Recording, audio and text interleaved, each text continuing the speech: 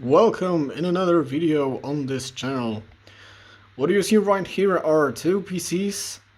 One is currently being built and another one is being rebuilt. What's the story, you might ask? Well, let me start here. This is so-called RaidMax because, well, I like to sometimes name my PCs after their cases. So, it's called RaidMax. It featured Q9550 overclocked to 3.4 GHz, 8 gigs of RAM, and this beautiful Asus GTX 285. What we have right here is a PC that I bought a few days ago actually.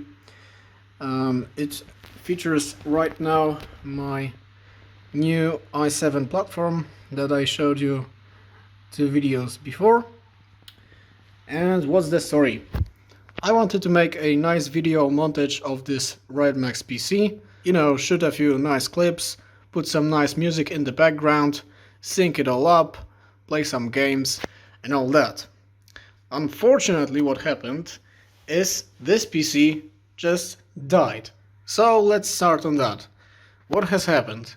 I simply opened that PC, took a few shots with it being opened, then simply put this all back together and wanted to turn it on. Unfortunately, and also to my surprise, it didn't want it to. The PC was behaving quite abnormally. It tried to post, its CPU fan was spinning up, and well, nothing more was really happening. So I thought that might be an overclocking failure. I took the GPU out, I took the console battery that holds the CMOS settings out, waited a while, put everything back, and nothing again. Then I thought to myself, well, since it is a little bit old platform, it might be that there happens to be some bad contact in the RAM slots. So what I did is I took out all the RAM, all the cursor memory that was there, I cleaned up all the contacts in these slots, cleaned also contacts on RAM sticks as well, and put it back together. And yet again, it did not want it to start, no matter what I tried. So then I thought to myself, well, maybe, maybe it is a RAM issue. Maybe one of the sticks died or something like that. I took outer memory sticks, put it in, well, nothing was working. Then I decided, well, you know what, it is quite unlikely, but maybe, just maybe, the CPU has died. What I did is I took Q9550 out, plopped in, well, I believe it is E6550 or something like that, and the PC wouldn't post no matter what I tried.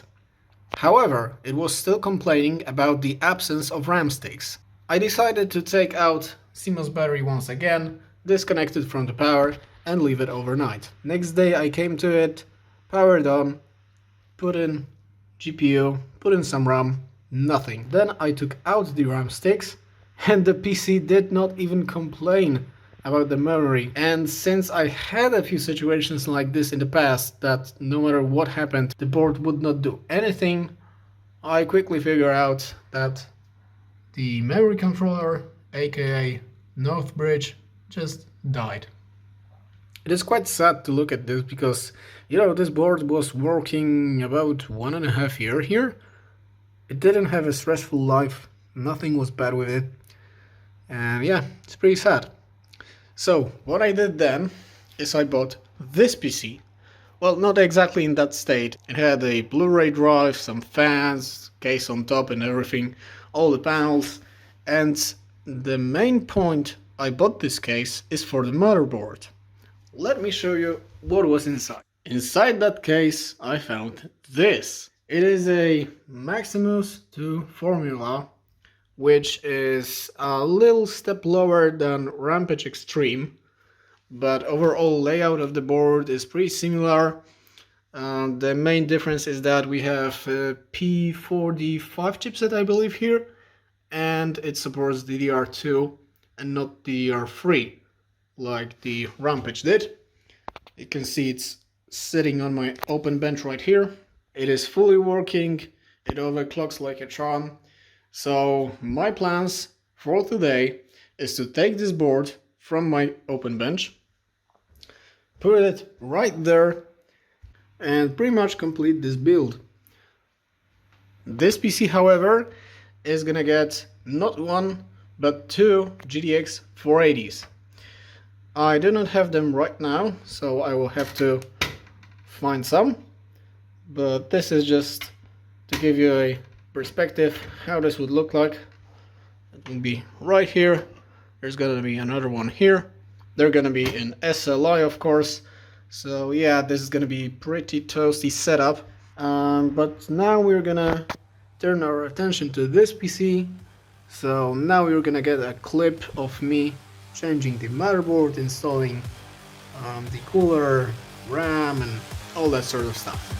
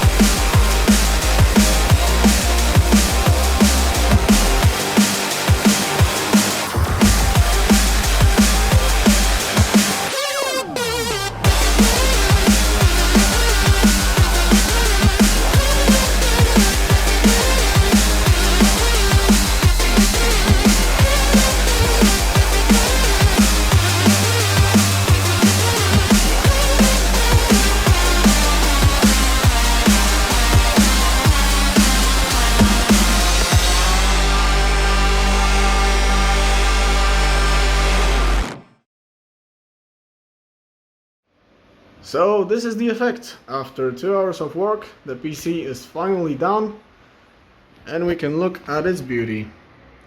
So opening the case, really nice. Looking from the side, you can see the fan is glowing, as well as the Republic of Gamers logo. And we are currently running Far Cry 2 on it, on high settings. Let me quickly show you how it looks like. These are all the settings, everything is set to high. So this is how it plays. Really smoothly. And if you look at the FPS and temps, we are high in the FPS and low in the temps range, so I'm pretty happy of the result. And if you're curious, this is the board that I took out. Maximus formula, but actually I should say P5E Maximus formula, because it's closer to the P5E. You can see here we have BIOS chip. So what has probably happened is that either the chipset died or the BIOS somehow got bricked, because that BIOS was flashed, well, not by me, but by the person that I bought this motherboard from. And he flashed it to Rampage Extreme, because, no, sorry, Rampage Formula. Because Rampage Formula was pretty much identical to the Maximus Formula and P5E. They have the same motherboard layout, with the exception that you can see some components are not soldered in, right there, some right there, some right there. Maybe in the future I'm gonna try to, bring this board back to life by flashing this BIOS with a connector here, or just desoldering it and putting it in a flash device. But for now it's gonna wait. We have plenty of time. So I'm gonna get back to playing Far Cry 2.